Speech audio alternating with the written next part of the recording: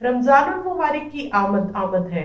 और ऐसे में थोड़ी सी अगर तैयारी कर ली जाए तो हमारा कुकिंग का प्रोसेस बहुत ही आसान हो जाएगा।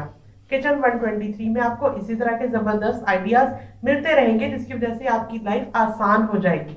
मेरे सामने आपको स्ट्रॉबेरीज नजर आ रही हैं। स्ट्रॉबेरीज का सीजन है और आजकल इस तरह का जमाना है कि बार बार घर से बाहर निकलना और रोजाना शॉपिंग करना और फ्रूट्स और दूसरी चीजें खरीदना जो है वो खतरे को दावत देना है। अच्छी अच्छी वीडियोस देखने और किचन को अच्छे तरीके से चलाने के लिए, आइडियाज लेने के लिए किचन 123 को लाइक करें, सब्सक्राइब करें और बेल बटन को प्रेस कर दें। रमजान में स्ट्रॉबेरीज खा के बहुत ही मजा आता है, चाहे मिल्क शेक की सूरत में हो या किसी डिजर्ट के ऊपर डाला जाए या आइसक्रीम के ऊपर उसके पीसेस करके खा लिए जाए। तो उसके लिए आपके पास स्ट्रॉबेरीज सेव होंगी, आजकल वैसे भी सस्ती हैं। तो उसके लिए मैंने ये किया कि 1 किलो स्ट्रॉबेरीज ली, बहुत ही फ्रेश वाली ली, और उसमें से ये जो नरम पड़ जाती हैं इस तरह की, उनको आपने निकाल देना है। अगर आप इस तरह की स्ट्रॉबेरीज को सेव करेंगे और जिस भी चीज में यूज करेंगे तो टेस्ट कम हो जाएगा। वो जो एक खराब चीज का टेस्ट होता है वो ज्यादा होता है, अच्छी स्ट्रॉबेरीज के टेस्ट को भी वो बिगाड़ देगा। फिर मैंने ये किया कि इस तमाम स्ट्रॉबेरीज के ऊपर ये जो इस तरह से पत्ते होते हैं इनको भी ऐसे निकाल दिया। और इसके अंदर ये जो सफेद पार्ट होता है, अगर किसी भी स्ट्रॉबेरी के ऊपर मौजूद हो जो भी सफेद हिस्सा, उसको आप ना निकालें, क्योंकि ये फुल ऑफ न्यूट्रिएंट्स होता है, हमारी हेल्थ के लिए बहुत ही अच्छा है। और अब इसको साफ करने और प्रिजर्व करने के लिए एक प्याले में पानी भरेंगे। एक मरतबा मैं साफ पानी से इन स्ट्रॉबेरीज को धो चुकी हूँ। अब सेकेंड टाइम ये जो पानी के अंदर मैं इसको डिप करूंगी तकरीबन 5 मिनट के लिए। उसके लिए मैं सिरके का इस्तेमाल करूंगी, 1 खाने का चम्मच और ये 2 खाने का चम्मच। सफेद सिरका है, कोई मखसूस नहीं है, जिसमें कोई स्मेल नहीं होती, ये वो वाला सिरका है। और अब इस पानी के अंदर स्ट्रॉबेरीज को मैं डाल देती हूँ। एक तो इससे जरासीम भी खत्म हो जाएंगे, जिसकी आजकल हमें बहुत फिक्र है, और स्ट्रॉबेरीज का रंग भी अच्छा रहेगा और आराम से प्रिजर्व हो जाएंगी। खराब वाली आ गई तो इसको मैं निकाल देती हूँ। इतना नाजुक फ्रूट है कि फौरन से खराब हो जाता है। जो स्ट्रॉबेरी आधी सही थी आधी खराब, उसका खराब हिस्सा मैंने निकाल दिया। अब से हम काउंट करेंगे 5 मिनट तक और फिर इन स्ट्रॉबेरीज को निकालते हैं। अब मैं स्ट्रॉबेरी जो कि सिरके में पानी में डूबी हुई थी उसका पानी निकाल रही हूँ। अब इस प्लेटर के ऊपर मैं फैला के स्ट्रॉबेरीज को रखूंगी ताकि जितना भी एक्स्ट्रा पानी है वो खुश्क हो जाए। फैन चला के स्ट्रॉबेरीज को मैं ड्राई करती हूँ और फिर सेव करती हूँ। जिपलॉक बैग के अंदर मैं स्ट्रॉबेरीज डाल रही हूँ। जिस भी शॉपिंग बैग के अंदर या जिपलॉक बैग के अंदर आप कोई भी चीज, कोई भी फूड आइटम, कोई खाने की चीज आप सेव कर रहे हो, उसको साफ सुथरा होना चाहिए। ये सिंपल शॉपिंग बैग्स हैं, साफ सुथरे नए।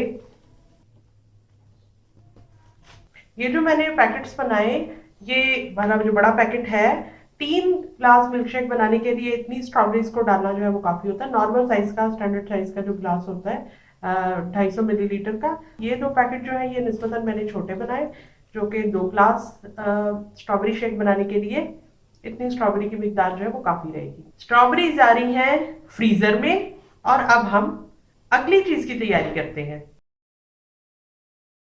अब हम ये करेंगे कि अंडे उबालेंगे और उनको रेफ्रिजरेटर में रखेंगे, जिससे हमारा काम रमजान के दौरान आसान हो जाएगा। वो इस तरह से कि चाहे तो आप अगर कीमा भुना हुआ बना रहे हैं उसके अंदर उबले हुए अंडे ऐड कर लें, चाहे तो अंडे आलू बना लें, और अगर आपकी ख्वाहिश हो कुछ फ्राइड आइटम बनाने की तो बेसन के मिक्सर में इसको कोट करके फ्राई कर लें और अंडा पकौड़ा तैयार है। तो उसके लिए ये करते हैं कि इस देगची को मैंने पानी से भरा हुआ है, जिसमें आसानी से अंडे डूब जाएंगे, और इसके अंदर मैं 1 टेबल स्पून नमक डालूंगी ताकि जब रमजान में मैंने इन अंडों का छिलका उतारना हो तो आसानी से उतर जाए। और अब एहतियात से अंडे एक एक करके इस पानी के अंदर रख देती हूँ। इसके उबलने का इंतजार करूंगी और पानी के उबलने के 8 मिनट बाद तक ये अंडे इसी तरह देगची के अंदर उबलते रहेंगे। हमारे सख्त उबले हुए अंडे, हार्ड बॉइल्ड एग तैयार होंगे। क्योंकि ये टैप वाटर है इसलिए इसके गर्म होने में कुछ वक्त लग जाएगा पानी में उबाल आ गया है। अब देखते हैं 8 मिनट तक। अंडों को मैंने तकरीबन बॉयल होने के बाद 10 मिनट तक उबाला। अंडे निकाल रही हूँ, स्टीम निकल रही है, ठंडे होने का इंतजार करूंगी। आपका जितना भी फैमिली साइज है, आप चाहें तो दर्जन 2 दर्जन अंडे इसी तरह बॉईल करके सेव कर लें। आपने रखना है इसको रेफ्रिजरेटर में है, फ्रीज नहीं आपने इसको करना। जब ये ठंडे हो जाएंगे तो उसके बाद मैं ढक्कन लगा के एयर टाइट ढक्कन वाला बर्तन लेके, ताकि ये सेव रहे। अब हम बनाएंगे आमंड डेट्स और कोकोनट बॉल्स। खजूर के साथ जब हम कोई और ड्राई फ्रूट ऐड कर लेते हैं तो ये खाने में और भी ज़्यादा मज़ेदार लगती है। तो हम ये करेंगे कि खजूर के ऊपर से जो हिस्सा होता है इसका मैंने निकाल लिया। एक और आपको निकाल के दिखा देती हूँ कि ये वाला जो हिस्सा है इसको हमने निकालना होता है। दरमियान में कट लगा के इसकी गुठली को भी हम निकाल देते हैं। इस तरह से ये सारी खजूरें मैंने तैयार कर ली। गर्म पानी में आधे घंटे के लिए मैंने बादाम को भिगोया तो इसका छिलका नरम हो गया, छिलका मैंने उतार लिया। अब यही करूंगी कि ये जो नरम हुआ हुआ बादाम है, छिलका उतरा हुआ, ये इसके अंदर रखूंगी और यूँ रख दूंगी। सिंपल। बादाम भी नजर आ रहा है, देखने में भी खूबसूरत लग रहा है और खाने में बहुत मजेदार लगता है। प्याले में गर्म पानी डाल के मैंने इसके अंदर खजूरों को भिगोया, ताकि वो जो कोकोनट के लिए मैंने बॉल्स खजूर की तैयार करनी है वो इतनी नरम हो जाए कि आसानी से बॉल बन जाए। गुठली निकाल दी, ऊपर का हिस्सा निकाल दिया।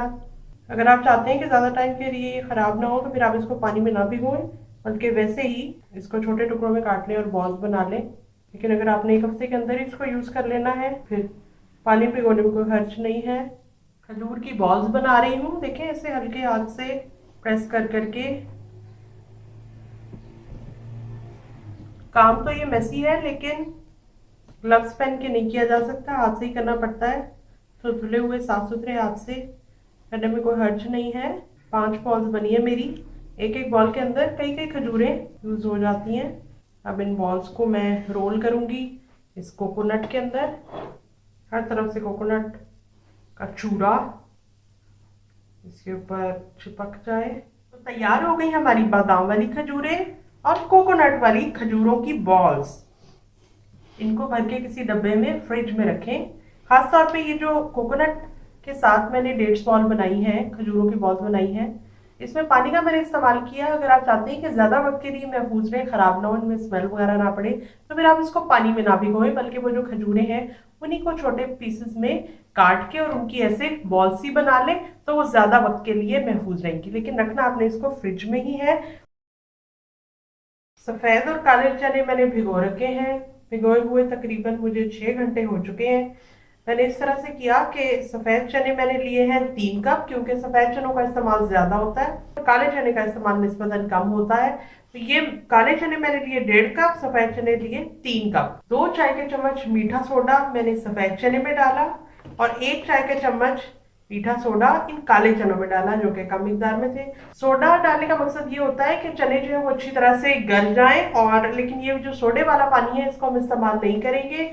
और चनों को धोने के बाद एक्स्ट्रा पानी इसका, ये जो सोडे वाला है, ये निकालने के बाद ये जो हमारे चने मौजूद हैं भीगे हुए, और भीगने के बाद जो फूल कर कई गुना ज़्यादा बड़े हो गए हैं, इनको हम प्रेशर कुकर में कुक करेंगे और फिर पैकेट बना के फ्रीज कर लेंगे। और रमज़ान के दौरान सफ़ेद चनों की चाट, चनों वाले चावल, चने का सालन, आलू चने जिसपे खट्टी चटनी डाली जाती है, इस तरह की कई चीज़ों में हम इन चनों का इस्तेमाल कर सकते हैं। इसी तरह काले चनों की भी चाट बनती है, बहुत मज़े की लगती है। तो मैं इनको प्रेशर कुकर में बॉईल करती हूँ और फिर आपको बताती हूँ।